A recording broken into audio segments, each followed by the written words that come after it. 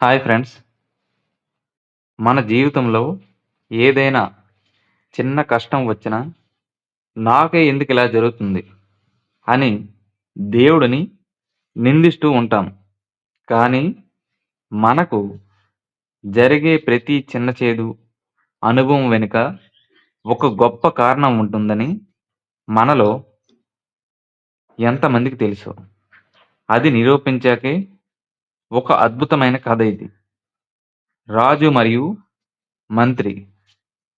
ఈ కథ చివరి వరకు వింటే మీ జీవితంలో జరిగే ప్రతి విషయాన్ని మీరు పాజిటివ్‌గా చూడటం మొదలుపెడతారు. అనగనగా ఒక గొప్ప సామ్రాజ్యం, ఆ రాజ్యానికి ఒక పరావంతుడైన రాజు ఉండేవాడు. ఆయనకు ఒక అత్యంత ఆప్తమిత్రుడు, మంత్రి కూడా ఉన్నారు. ఆ మంత్రికి ఒక విచిత్రమైన అలవాటు ఉండేది. జీవితంలో ఏది జరిగినా, అది మంచైనా, చెడైనా వెంటనే ఏది జరిగినా మన మంచికే అనేవారు. ఒకరోజు రాజుగారు తన కత్తిని శుభ్రం చేసుకుంటుండగా ప్రమాదవస్తుగా ఆయన బొటనవేలు తెగిపోతుంది. రక్తం కారుతుంటే బాధతో ఉన్న రాజు దగ్గరకు మంత్రి వచ్చి, ఎప్పటిలాగే మహారాజా, బాధపడకండి. ఏది జరిగినా మన మంచికే అంటాడు. మంత్రి మాటలకు రాజుకు విపరీతమైన కోపం వస్తుంది. నా వేలు తెగి నేను రక్తం కారుతుంటే నీకు ఇది మంచిగా కనిపిస్తుందా అని కేకలు వేస్తాడు. వెంటనే సైనికులను పిలిచి ఆ మంత్రిని చెరాసలలో బంధించమని ఆదేశిస్తాడు. మంత్రిని జైలుకి తీసుకెళ్ళినప్పుడు కూడా ఆయన చిరునవ్వుతో ఏది జరిగినా మన మంచికే అని అంటూ వెళ్తాడు. రాజు ఆశ్చర్యపోతాడు.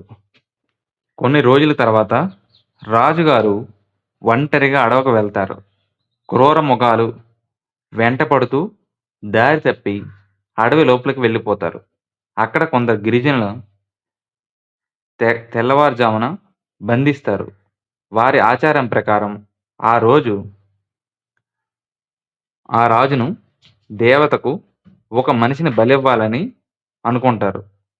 దొరికిన వ్యక్తి రాజు అని తెలియక అతడిని బాగా అలంకరించి బలిపీఠం మీద పడుకునబెడతారు. పూజారి కత్తి తీసి బలి ఇవ్వబోతుండగా రాజు చేతిని గమనిస్తాడు. రాజు బొటనవేలు తెగి ఉండడం చూసి పూజారి ఆగిపోతాడు. ఆగండి, ఈ వ్యక్తి అంగవైకల్యం కలిగి ఉన్నాడు. అవయవ లోపం ఉన్నది. మన దేవతకు బలి ఇవ్వకూడదు. ఇది ఆచారం అని చెబుతాడు. దాంతో గిరిజనులు రాజును వదిలేస్తారు. ప్రాణాలతో బయటపడిన రాజుకు ఒక్కసారిగా మంత్రి మాటలు గుర్తొస్తాయి. అప్పుడు నా వేలు తెగపోతే ఈరోజు నేను ప్రాణాలతో ఉండేవాడిని కాదు కదా అని గ్రహించి వెనువెంటనే రాజ్యానికి వస్తాడు. నేరుగా జైలుకి వెళ్ళి మంత్రిని విడుదల చేస్తాడు. మంత్రిని కౌగిలించుకొని, మిత్రమా, నన్ను క్షమించు. నా వేలు తెగడం నా ప్రాణాలు కాపాడింది. అది మంచిదే అయింది. కానీ నిన్ను అనవసరంగా జైల్లో వేశాను కదా, మరి నీకు ఎలా మంచి జరిగిందని అడుగుతాడు. అప్పుడు మంత్రి నవ్వుతూ ఇలా అంటాడు, మహారాజా, ఒకవేళ మీరు నన్ను జైల్లో వేయకపోయుంటే నేను మీతో పాటే వేటకి వచ్చేవాడిని. గిరిజనులు మిమ్మల్ని వదిలేసినా ఆరోగ్యంగా ఉన్న నన్ను తప్పకుండా బలిచ్చేవారు. అందుకే నన్ను మీరు జైల్లో వేయడం కూడా నా మంచికే జరిగింది. ఫ్రెండ్స్, మన జీవితంలో మనకు నచ్చనిది ఏదైనా జరిగినప్పుడు కృంగిపోకూడదు. ఆ సమయంలో అది బాధ అనిపించినా భవిష్యత్తులో అది మనకు ఏదో రకంగా మేలు చేస్తుంది. కాలమే అన్నిటికీ సమాధానం చెబుతుంది. అందుకే ఎప్పుడూ గుర్తుంచుకోండి. ఏది జరిగినా మన మంచికే. ఈ వీడియో నచ్చితే లైక్ చేసి సపోర్ట్ చేయండి.